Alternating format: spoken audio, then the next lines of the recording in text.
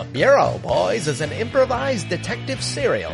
Every Monday morning, the Bureau Boys solve crimes based on clues sent in by their informants. That's you! Go to thebureauboys.com to submit your clues, informant.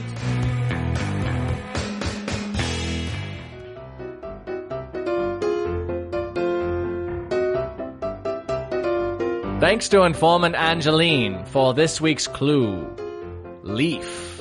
When we last left the Bureau Boys, they had just constructed Muppets of one another in preparation to infiltrate the sub-basement of the Hollywood Bowl.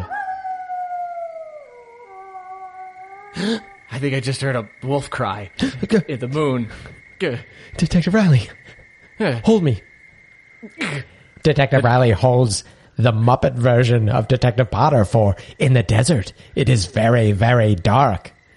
No, Detective Riley, I'm over here. That's just your hand.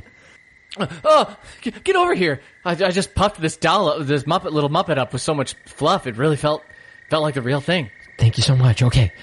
Detective Riley, I think we have to make a fire, and if I know anything about science... Go on. What should have happened is we should have started making fire during the day when it was hot. But now it's cold. And Detective Riley, look, I have this flint in my pocket.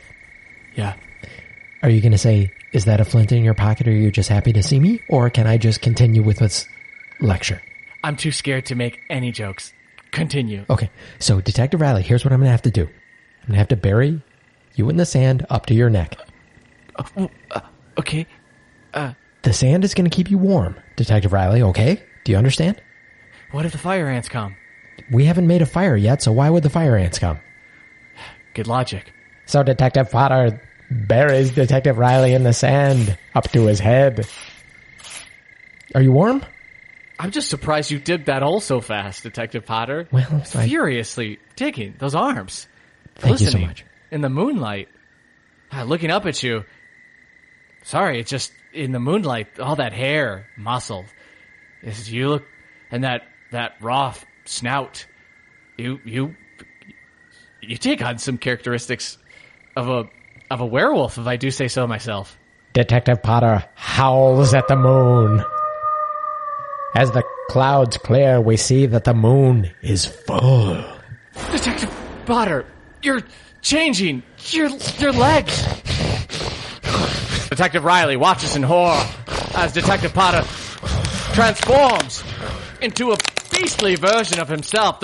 His muscles getting musclier, hairier, breaking through. His neck growing longer, furrier. His nose and mouth jutting out like a snout. Jowls dripping with fierce spittle. And his legs haunched and longer. Bendy and fast. Detective Ware Potter turns toward Detective Riley's head, buried in the sand. But Detective Ware Potter has a brief glint in his eye. He starts to approach Detective Riley with malice, with rage. But then, on the ground in front of Detective Riley's face, he sees the Muppet of Detective Potter. The Were Detective Potter looks at it. He picks it up with one elongated, furry claw. He stares at it. A tear runs down his cheek and glistens in the moonlight. The tear drops right into Detective Riley's open eyeball, stinging as it hits his pupil, seeping in to his brain, infecting him from the inside out. The ground around Detective Riley's head starts to rumble as Detective Riley's normally frail body grows to stronger and stronger proportions. He bursts from the sand, now fully Detective Ware Riley. Also, what the hell is going on? Detective Ware Riley stares deep into Detective Ware Potter's eyes. There's a standoff. neither one knowing quite what to do or what the other's intentions are. But then they both look down at the discarded Muppets of one another. Both shove their were hands into the were Muppets and scamper off into the desert night.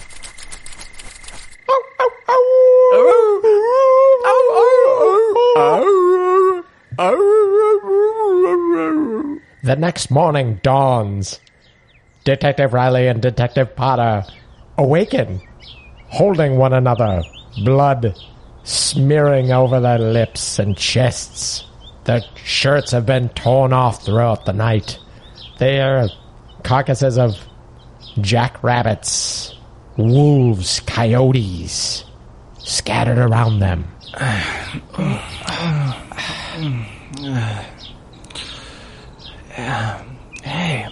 Hey, Detective Potter. Good morning. I don't remember falling asleep. I don't really either. How did we get here? Is this like when our corporeal bodies went from the Jack in the Box all the way to Hollywood Boulevard and we didn't even notice? I guess we noticed, but we weren't there. At that time we saw, I guess so. Oh, hey, are you bleeding or something? What's going on here? I'm covered in blood. You're covered in blood. Detective Potter tastes the blood from himself, then wipes a streak of the blood off Detective Riley's face and tastes that as well. No, this isn't our blood. Detective Potter, why are you're eating blood? I think drinking blood would have been more appropriate, first of all, and you asked if it's our blood. Are you hurt? I don't look like it. No, no wounds here. You definitely look like it, but are you hurt? You're covered in blood. You look hurt. I'm just saying, you look extraordinarily... Listen, I've been hurt. This isn't hurt. Okay, this is a mild. But regardless, no, I'm not lacerated anywhere. It seems like this is all someone else's blood. That's what I said. It's someone else's blood. It tastes of someone else's blood. Detective Potter, the last thing I remember, you were burying me up neck deep in the sand of the Vegas desert. Yes. I mean, of the Hollywood desert. And then I remember looking at you and thinking, wow, he looks just like a lichen. You mean a copacetic relationship between a moss and a mold?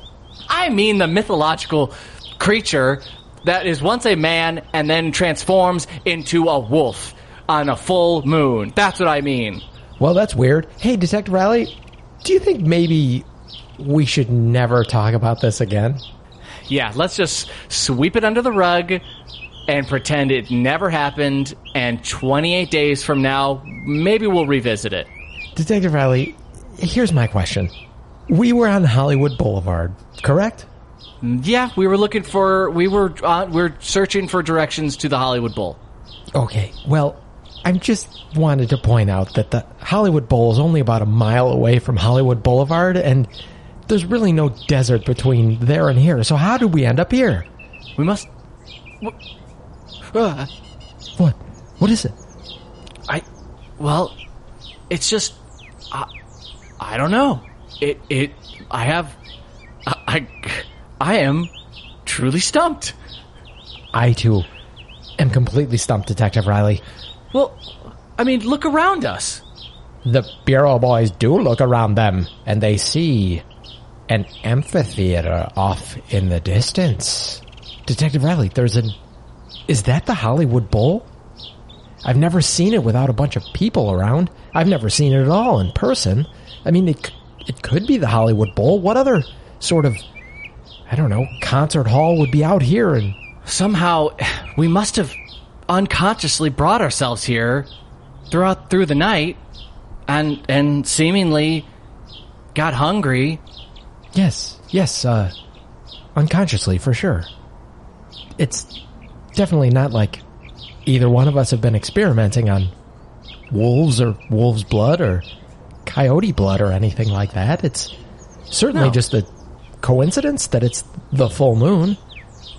Was the full moon. you're the scientist, so I'll take your word for it. Okay, perfect. Okay, Detective Riley. Fortunately, we still have these Muppets. I don't know how they stayed with us throughout the whole night. They don't have a spot of blood on them. Thank God. Frankly, Detective Riley, maybe it's the Muppets that did all this. I don't want to say murdering, but let's call it what it is. Bloodletting? Hey, animals be animals. You know what I'm saying? And I don't think either of us need to feel bad if we got a little weird last night. Okay. We did waste yet another day, though. Yeah, well, it does seem like we got to our destination. Speaking of which, let's get closer and check it out. So the Bureau Boys approach what appears to be an amphitheater sticking out of the ground. The gin blossoms are playing.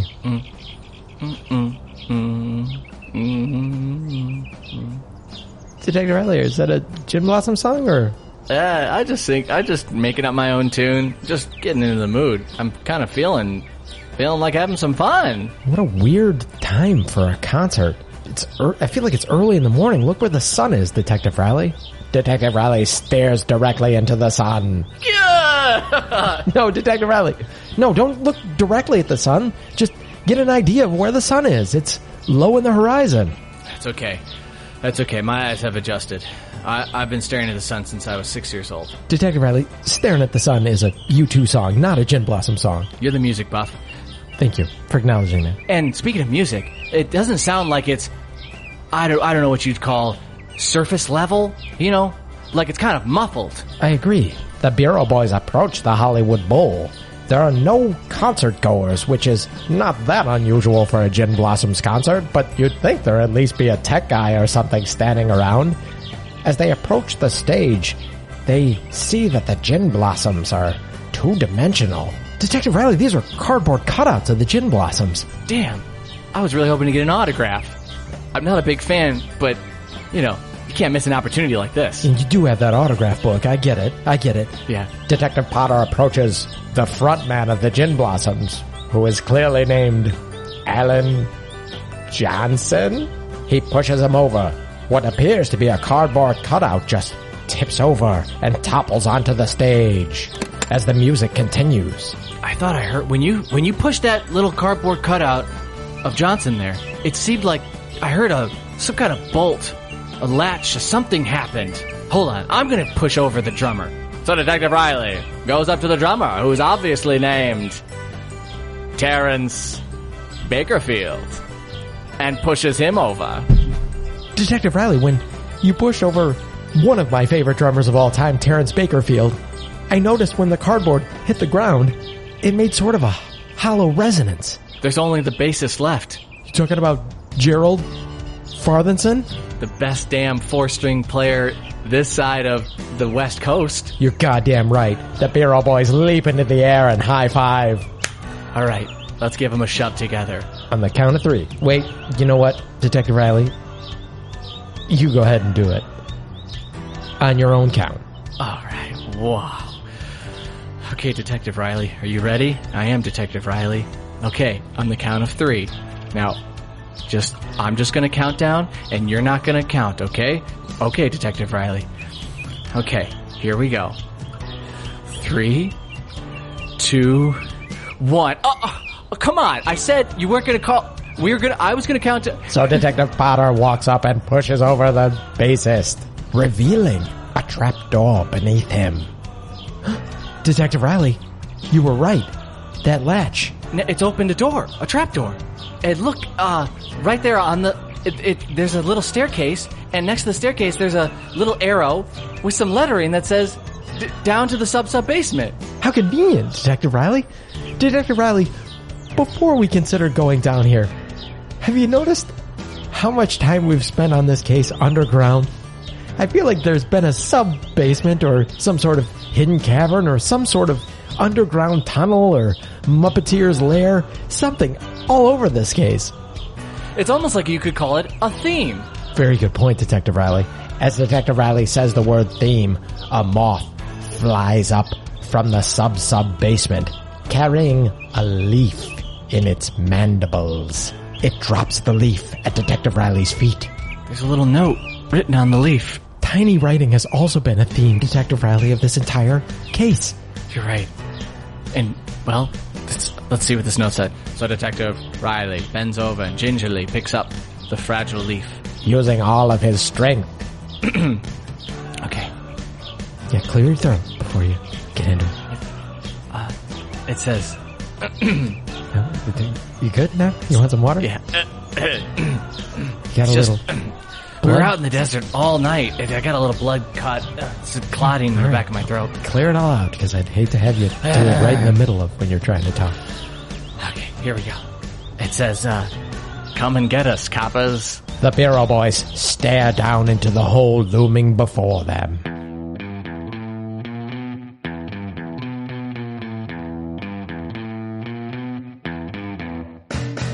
Will the Bureau boys find the cult of the Muppets down in the sub basement? What's with all these underground caves and moths? Is it true that the Bureau boys are cops after all? Also, are they potentially werewolves and we never knew about that? Although, I guess we haven't had a full moon yet. And what happened to Gin Blossom anyway? Tune in next week to Chapter 11 of the case of the missing Master Muppeteer to find out. If you enjoyed this episode, help the Bureau Boys solve this case by submitting your clue at thebureauboys.com. They may use it on a future episode. While you're there, why not join their informant network and tell all your friends and family to join too? But don't tell the criminals, because the Bureau Boys are coming for them.